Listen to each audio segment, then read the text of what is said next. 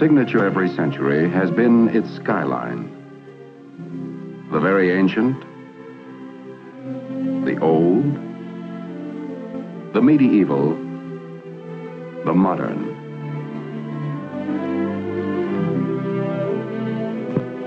Imprints of man's never-ending path of progress, silhouetted against the ageless canvas of the sky. Our day, our times, our signature, our skyline. Metal fingers beckoning to the invisible, calling to sound the ear cannot hear, and sight beyond the range of the unaided eye. Our era, the era of television. The dream of television had persisted for centuries. The human eye is a miraculous instrument, perceptive, sensitive, forever tuned to the pulsating wavelengths of light. Yet the eye is hemmed in by horizons. It cannot see over a hillside or beyond the haze of distance. To extend the range of human eyesight, man developed marvelously sensitive instruments, binoculars.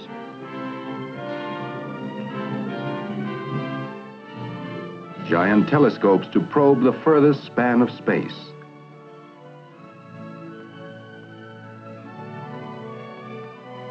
But always there were barriers, distance.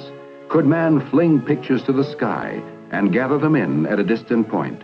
It was a provoking challenge. And nowhere did the challenge provoke more unending experiment and research than at RCA.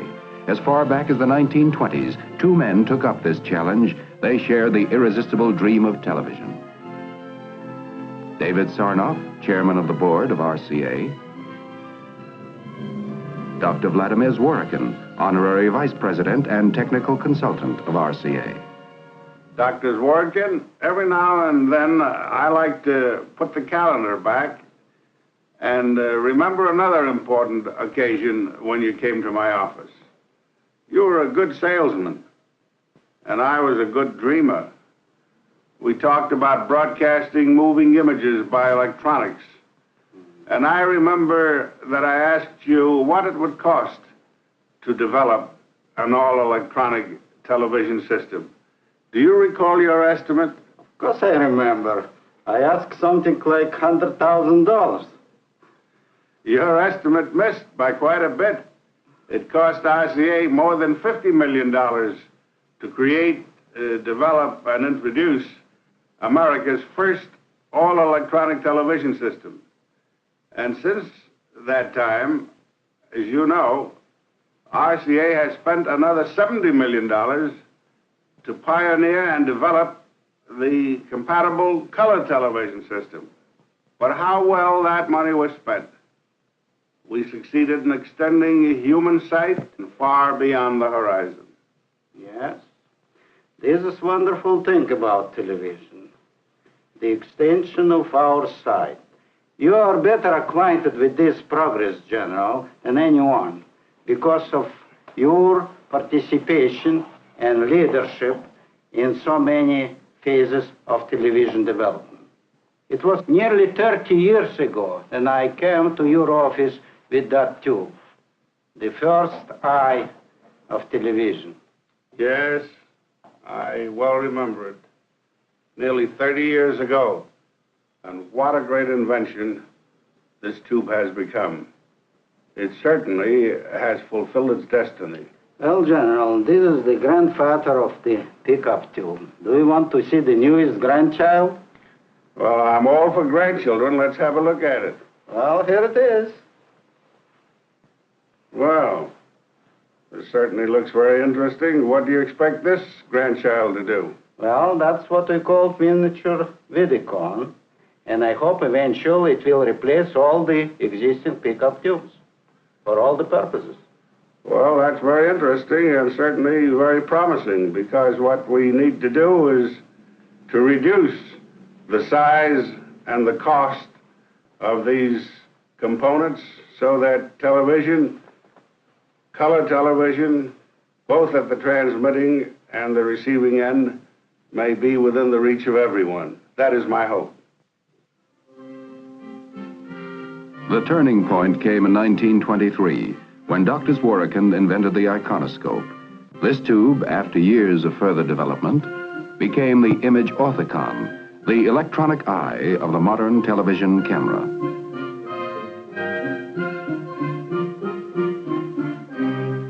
In 1929, Dr. Zworykin and his associates announced the first successful electronic kinescope, forerunner of today's television picture tube.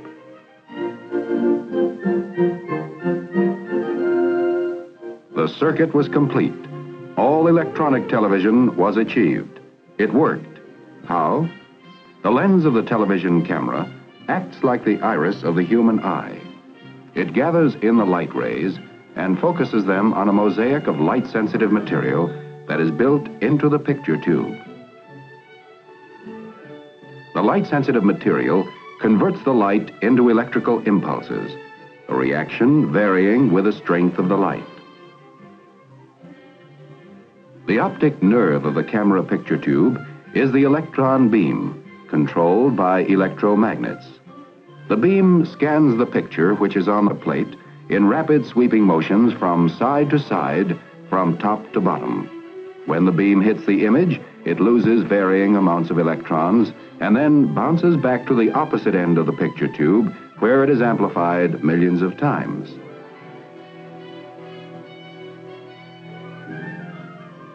It is led off to the transmitter in the form of electric current.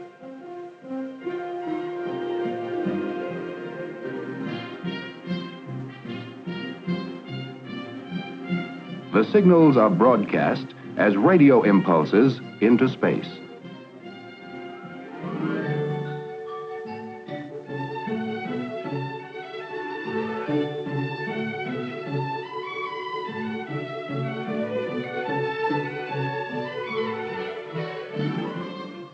Heart of the receiving set is the kinescope.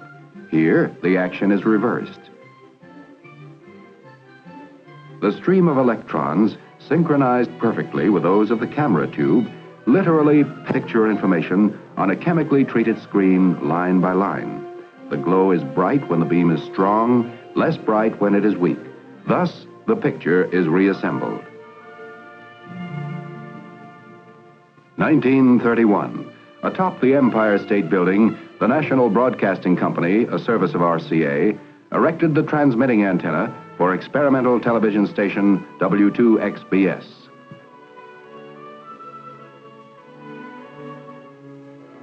Now, RCA's technicians and scientists tackled the next goal, improvement of picture quality. Hitherto, using a mechanical process, the best that could be transmitted was a crude signal of 60 scanning lines. RCA turned to the new science of electronics, discarded the mechanical spinning disc, and soon doubled, tripled, then tripled again the scanning lines. Now television was really on its way. In 1937, television strode out of the studio with mobile vans developed by RCA and NBC, versatile, self-sustaining. New eyes, new vision for the world. A man could sit at home, yet his eyes could scan the countryside. A bright new era dawning, a new dimension in communications. Distance reduced to microwaves, walls, barriers, mountains erased. Television, the ultimate triumph in man's search for sight beyond the range of the human eye. 1939. Television is ready to make its official public debut. The setting could hardly be more perfect. The New York World's Fair. Its theme, the world of tomorrow. And the world of tomorrow became the world of today. The RCA exhibit building, where on April 29, 1939, David Sarnoff stated, "We have added radio sight to sound." NBC cameras probed, explored, scrutinized. Viewers watching the 3,000 television sets then in New York saw the first president ever televised, Franklin D. Roosevelt, officially opening the world of tomorrow.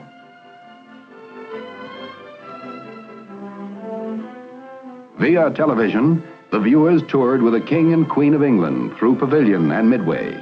Day by day, television produced new adventures, new vistas, new excitement, new thrills. NBC presented the first baseball game ever televised, August 1939. 1940, the nerve-tingling drama of a national political convention, the first ever televised. Philadelphia and New York were knit together by the electronic miracle of television. Radio relays, pioneered by RCA, and the telephone company coaxial cables, wiped out the horizon as the far limit of telecasting. Still in the trial and error stage, television began studying its own future as a tremendous new medium of entertainment. The first programs were simple, unpretentious, proving grounds for technicians, cameramen, directors, writers, and performers. Slowly, the know-how was gained. Bit by bit, creative imagination began to give form and substance to the new art form called television.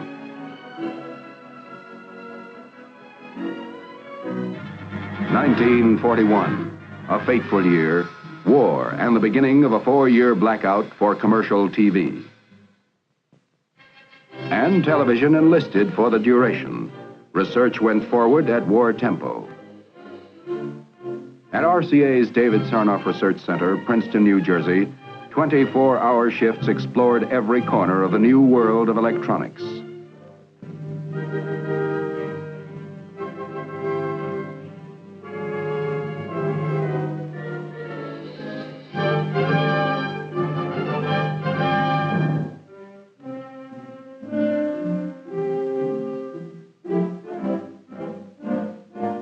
RCA electronic scientists and engineers made important contributions to the development of radar,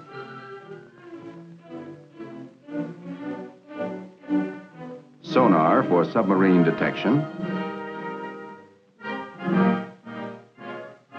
the sniper scope that made it possible to see a target in darkness. Thus, the progress of perhaps a peacetime decade was compressed into 4 short years. 1945, the war over. After 4 years of unparalleled war effort, denial, sacrifice, the American public hungry for the rewards of peace. And television, with its promise of endless hours of enjoyment, entertainment, was part of the peacetime dream.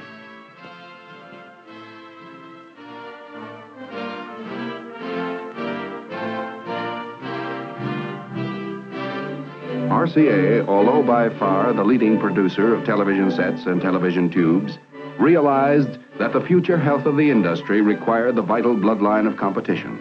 So, in a move without precedent in American industrial history, it opened its blueprints to licensed competitors.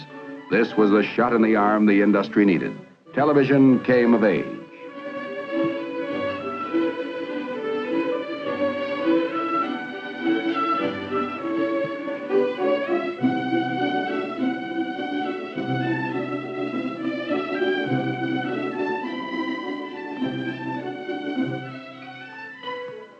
In the NBC studios, the cameramen, lighting experts, set designers, writers, directors were experiencing, studying, learning the new techniques of a great new medium.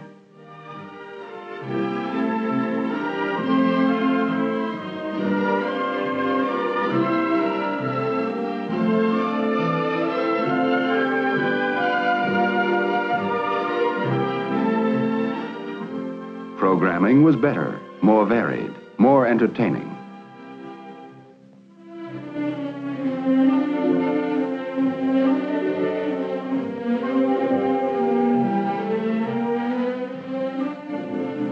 (1949), an historic television first, a presidential inauguration. As Harry Truman took the oath, the event was carried over the 16-city NBC television network, extending from Washington north to Boston and west to St. Louis. Television was moving with giant strides. And in less than half a dozen years, a flip of a switch in master control could send the television image coast to coast.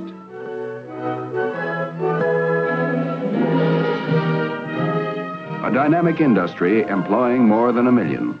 Television, an unparalleled blending of science and art, invention and engineering, private incentive and public service. By television, American business has found a most effective advertising medium, and in turn, advertising has provided the resources that sustain the standards of programming and permit the never-ending research that is the heart of the television industry.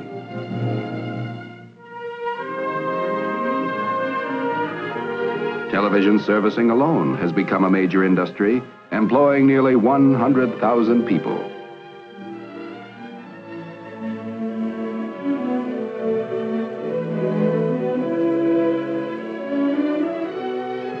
Yes, in little more than a wink of time, television has entered our homes, our lives, imprinted new silhouettes on our skyline.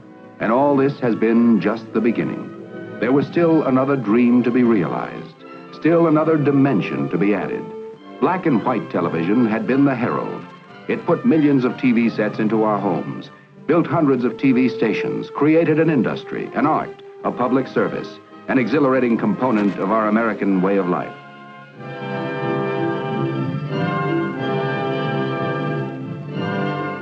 It provided the foundation for the next giant step forward. Color. This is a world of color, and the men of television long dreamed of capturing the full paint pot of nature and brushing it on the screen. How could it be done? It was not an easy triumph, as General Sarnoff recalls. When we first began to think of television in the early 20s, we would have been content if only The Rose could have been televised in black and white. That miracle had no sooner been achieved when the eye, sensitive to color, observed that The Rose in monochrome lacked its true beauty, and the cry went up for color. Never had scientists been put under such pressure and demand. It has been my privilege and a fascinating experience to watch the scientists at work on color television. I marvel at their accomplishment in bringing into focus the principles of radio, optics, electronics, photography, chemistry, and many other essentials so that they might all work together to make color television practical. I congratulate the RCA scientists, researchmen, and engineers who pioneered and developed this new science and art, and then created the compatible color television system and the famed color picture tube. Color. Color, the touchstone of reality, the vivid, pulsating miracle that gives substance to shadows, beauty, grace, and enchantment to a picture. Problem: how to harness a stream of electrons for color. Early, General Sarnoff had set forth the fundamental goals for color television. First, it must be all electronic. Second, it must be completely compatible. These were the goals. The road was long, difficult, but it led to one of the historic inventions of our times, the RCA tricolor television tube, the tube with the heart of a rainbow. The lens of the color television camera collects light rays in full color from the scene being televised. Within the camera, an ingenious system of mirrors breaks down the light rays into television's three primary colors: blue, green, and red. They are focused through the lens system to the special camera tubes provided for each primary color, and the primary color signals thus produced are simultaneously processed for transmission. By the miracle of compatibility, color programs can be seen on standard black and white sets without any change or adjustment.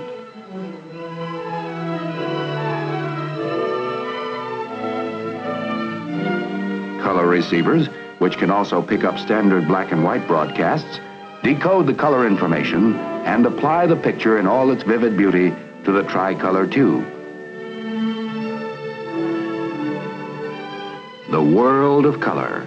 Color captivates attention and brings the beauty of creation close to home. Color transforms the commonplace into the beautiful. It makes the humdrum memorable, gives new power to advertising and merchandising.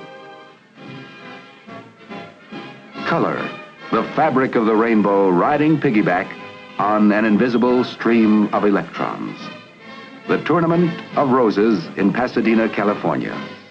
Telecast in color by 21 stations of the NBC network in the first west to east transmission in color on New Year's Day, 1954.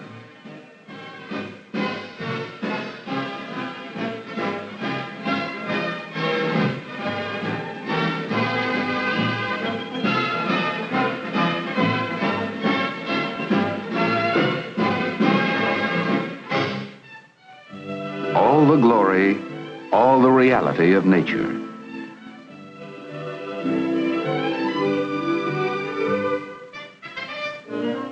With the added dimension of color, television programming probed new horizons.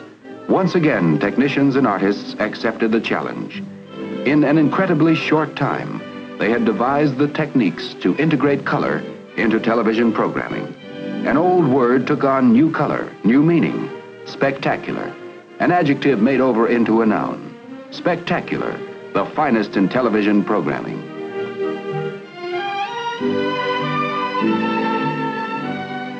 Into the home came the greatest in drama, such as The Four Poster, starring Hume Cronyn and Jessica Tandy.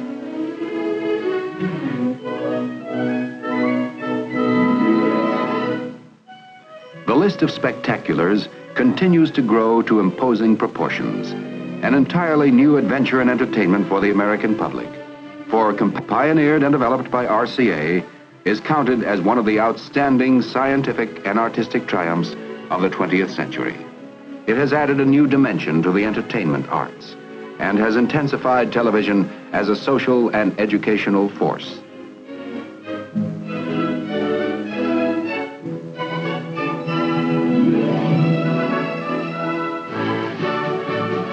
Mobile units in a coat of many colors transmit outdoor color telecasts, adding new sparkle and new buoyancy to television coverage of great sporting events. The first World Series ever color televised, 1955.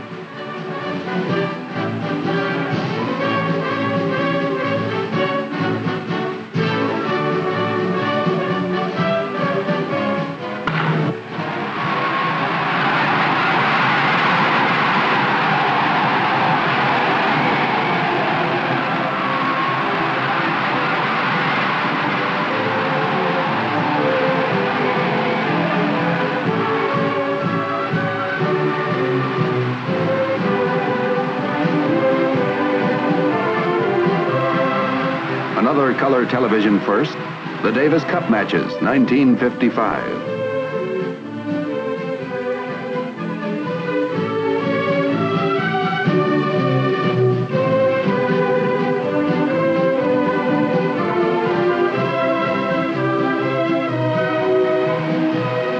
Football, the youngest art form, the easiest understood, the liveliest, the brightest, television full and captivating color.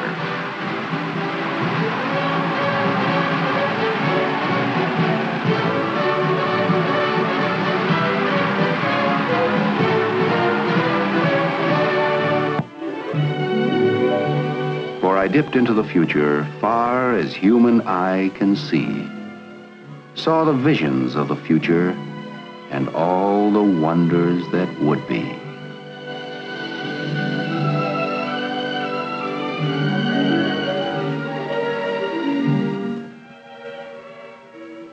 One day through television, the entire world will stream into our living rooms with the velocity of light.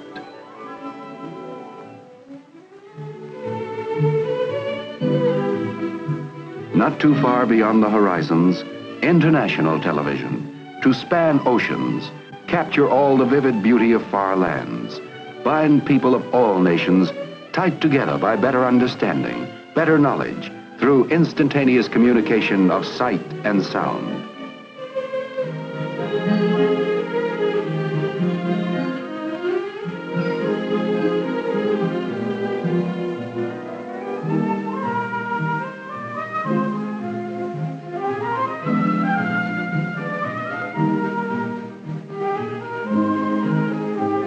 Motion, color, vibrancy, people. In the twinkling of an eye, it is caught by the lens of the color television camera, transmitted by invisible waves to all points of the compass. Atop a million homes, antennas pluck the pictures from the sky. At a flick of a switch or the turn of a dial, the scene reappears on the television screen. To perform this split-second magic with true fidelity of color, of sound, of reality, this is the wonder of color television. Compatible color television, an historic example of RCA's continuing efforts to open new horizons of electronics for living. Electronic, easier and safer.